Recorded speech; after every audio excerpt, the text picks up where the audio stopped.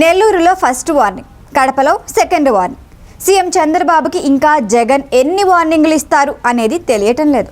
ఇలా వార్నింగ్లతోనే జగన్ కాలం సరిపెడతారా అని సొంత పార్టీ నేతలే గుసగుసలాడుకుంటున్నారు.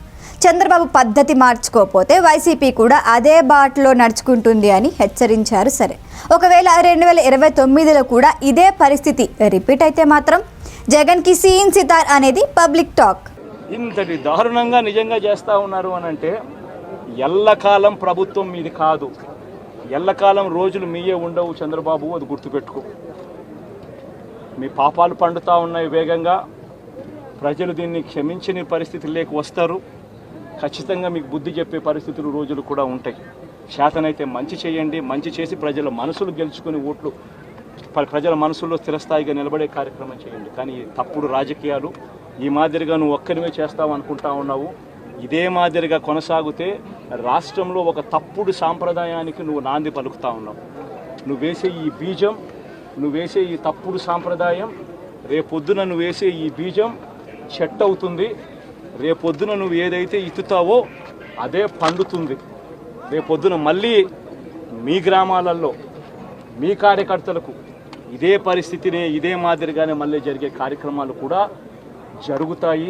అటువంటి తప్పుడు సాంప్రదాయాలు దయచేసి ఇప్పటికన్నా ఆపండి. దయచేసి దీనికి ఫుల్ స్టాప్ పెట్టే కార్యక్రమం ఖచ్చితంగా చేయండి చంద్రబాబు అని చెప్పి సందర్భంగా మరొక్కసారి చంద్రబాబును ఈసారి హెచ్చరిస్తున్నామని కూడా చెప్తా ఉన్నాం.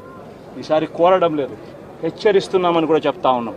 ఇదే మాదిరిగా జరుగుతూ పోతూ ఉంటే మాత్రం ఎవరైనా కూడా ఊరుకునే కార్యక్రమం జరగదు. రియాక్షన్ అనేది ఖచ్చితంగా ఉంటుందని కూడా చంద్రబాబు నాయుడు సందర్భంగా గట్టిగా 2014లో జగన్ ఓడిపోయారు. ఆ తర్వాత వైసీపీ నుంచి 23 మంది ఎమ్మెల్యేలని చంద్రబాబు లాగేసుకున్నారు.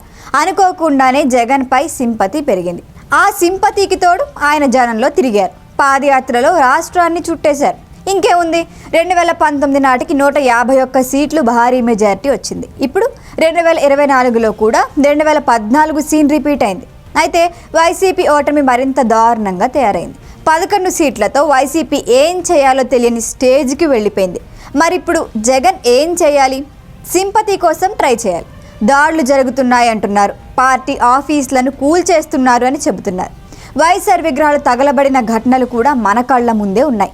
ఇలాంటి పరిస్థితుల్లో జగన్ వార్నింగ్లతో ఒరిగేదేంటి? పోనీ వార్నింగ్లు ఇచ్చే స్టేజ్లో జగన్ ఉన్నారా? ప్రజలు ఇవన్నీ గమనిస్తూనే ఉన్నారు. ఇలాంటి బెదిరింపులకి చంద్రబాబు బెదిరేది లేదు, టీడీపీ అదిరేది లేదు. కానీ కార్యకర్తల్లో ధైర్యం నింపాలి అంటే హెచ్చరికలు ఉండాల్సిందే. ఇప్పుడు జగన్కి కావాల్సింది కార్యకర్తలతో పాటు జనం కూడా. జనంలో సింపతి రావాలంటే మాత్రం జగన్ బాధితుడిలాగానే ఉండాలి.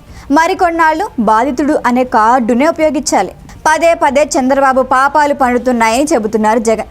నెల రోజుల్లో పాపాలు పండాయంటే మరి మిగతా 4 ఏళ్ల 11 నెలలు ఏం చేయాలి?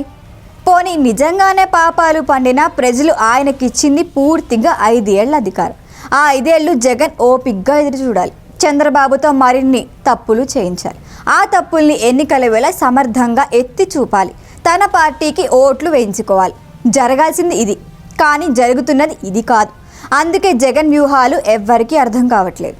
2019 గెలుపు తర్వాత జగన్ సరైన దారిలో వెళ్ళలేదు. సలహాదారులపై పాలన పెట్టేసి తాను కేవలం బటన్ నొక్కుతూ కూర్చున్నారు.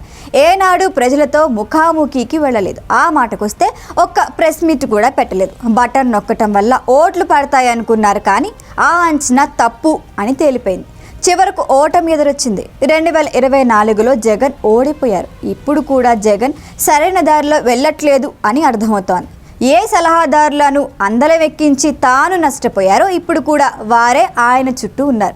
ఓడిపోయిన తర్వాత ఏదో మొక్కుబడిగా ఓ ప్రెస్ మీట్ పెట్టి మమా అనిపించారు. ఈవీఎంలపై సందేహం వెళ్ళబుచ్చారు. ఆ తర్వాత 40% ఓట్లు వచ్చాయని చంకలు గుద్దుకున్నారు. ఓడించిన ఈవీఎంలే వైసీపీకి 40% ఓట్లు ఇచ్చాయి అనే విషయం మాత్రం జగన్ మరిచారు. జగన్ చెబుతున్న కారణాలు సరికావు. ఆయన చేస్తున్న రాజకీయం కూడా సరైన దారిలో వెళ్ళటం లేదు. అయినా నెల రోజుల్లోనే ప్రభుత్వాన్ని ఎదిరించడానికి, ప్రజా పోరాటం చేయటానికి అవకాశం వస్తుంది అనుకుంటే ఎలా? దానికోసం వేచి చూడాలి. సరైన సమయం వస్తే అప్పుడు ఏమాత్రం ఆలస్యం చేయకుండా తిరగబడాలి. ఆ అవకాశం కోసం జగన్ ఎదురు చూడాలి. ఆ ఓపిక లేకపోతే కష్టం. ఓవైపు సీఎం చంద్రబాబు శ్వేతపత్రాలు అంటూ హడావిడి చేస్తున్నారు. వాటికి కౌంటర్లు ఇచ్చే ఓపిక కూడా జగన్కి లేకపోయింది. ఎవరో ఒక మాజీ మంత్రి తూతూ మంత్రంగా ఆ శ్వేతపత్రాల్ని తప్పుల తడకలు అని స్టేట్మెంట్ ఇచ్చేస్తున్నారు. అది మినహా సాధికారికంగా అప్పుడు ఏం జరిగింది, ఇప్పుడు చంద్రబాబు ఏం చెప్పారు అనేది మాత్రం వివరణలతో బయటికి రావటం లేదు. ఆ సాధికారత సమగ్రత ఉంటే అంత ఓపిక జగన్ వద్దంటే 2029లో వైసీపీకి జనం అవకాశం ఇవ్వటంపై ఆలోచిస్తారు. అధికారంలో ఉన్నప్పుడు చేసిన తప్పులే ప్రతిపక్షంలో ఉన్నప్పుడు కూడా చేస్తామంటే 11కి దించిన వాళ్ళకి అంతకంటే కిందకి దించడం పెద్ద పనేం కాదు. రాష్ట్ర వ్యాప్తంగా ఒక భయాన్ని క్రియేట్ చేయాలని ప్రయత్నం చేస్తూ ఉన్నాడు.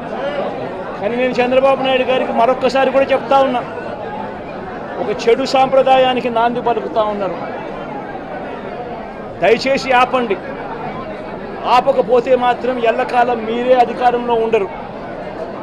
అధికారం మారిన రోజున ప్రజలు చంద్రబాబు నాయుడు గారు చేస్తూ ఉన్న ఈ అన్యాయాలను చూసి శిశుపాలని పాపాలు పండినట్టుగా ఆ పాపాలు చాలా వేగంగా పండుతూ ఉన్నాయి. అధికారం మారిన రోజున తాను చేస్తూ ఉన్న ఈ చెడు సాంప్రదాయం తనకే చుట్టుకుంటుంది. ఈరోజు దెబ్బలు తగిలినా దెబ్బలు తిన్నా ప్రతి ఒక్కరూ కూడా రేపొద్దున ఇదే మళ్ళీ అటువైపున చేసేదానికి మీరంతటి మీరే బీజం వేస్తూ ఉన్నారు. ఇది సరైన పద్ధతి కాదు. నాయకులుగా ఉన్న మనలాంటి వాళ్ళం ఇలాంటివి ప్రోత్సహించాల్సిన పని ఎప్పుడు రాకూడదు, జరగకూడదు. దయచేసి చంద్రబాబు నాయుడు గారికి ఇప్పటికైనా చెప్తా ఉన్నా, చంద్రబాబు నాయుడు గారిని హెచ్చరిస్తూ ఉన్నాను, మరొక్కసారి మళ్ళీ హెచ్చరిస్తూ ఉన్నాను, ఇది కరెక్ట్ సాంప్రదాయం కాదు, దయచేసి దీన్ని ఆపమని చెప్పి. ఈ వీడియో కనుక మీకు నచ్చినట్టయితే లైక్ చేయండి, షేర్ చేయండి, సబ్స్క్రైబ్ చేయండి, అలాగే పక్కనే ఉన్న బెల్ ఐకాన్ని క్లిక్ చేయండి.